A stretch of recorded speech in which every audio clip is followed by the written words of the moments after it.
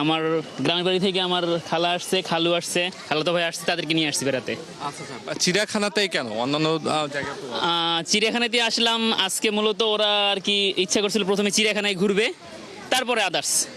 আচ্ছা আচ্ছা। কারণ চিড়িয়াখানায় বাঘ আছে, বানর আছে, হরিণ আছে, এগুলো দেখবে বাচ্চারা, এর জন্যই। আমি আসছি আমার মেয়েকে নিয়ে, চিড়িয়াখানাতে আসছি। এটা আমাদের জাতীয় একটা ইয়ে বিনোদনমূলক জায়গা। আমার বাচ্চাটাকে নিয়ে আসছি ঈদের সময় একটু বিনোদন পাওয়ার জন্য। ও এখানে আসার জন্য খুব আগ্রহী।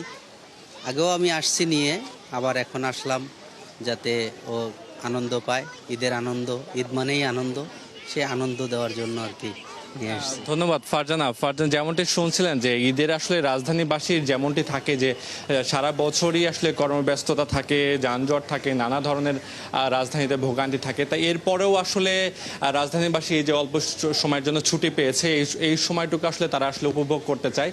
আমি আরেকজন অভিভাবকের সঙ্গে কথা বলতে চাই যে আপনি কাকে নিয়ে এসেছেন? আমি আমার ছেলে মেয়েকে নিয়ে আসছিলাম। চিড়িয়াখানাতে কি দেখতে এসেছো? আমি একটু কথা বলি তোমার সঙ্গে। কি দেখতে এসেছো? বলো। বাঘ, বাঘ, হরিণ, হরিণ, জিরাফ, জিরাফ, জেব্রা, জেব্রা, হাতি, হাতি, এবং হরিণ। ডোনাল্ড ট্রাম্পকে দেখতে আসছি। কি আচ্ছা, আপনি বলছিলেন যে ডোনাল্ড ট্রাম্পকে দেখতে এসেছেন। কোথা থেকে এসেছেন আপনি বলুন? আমি বাড়িধারা নদ্দা থেকে আসছি।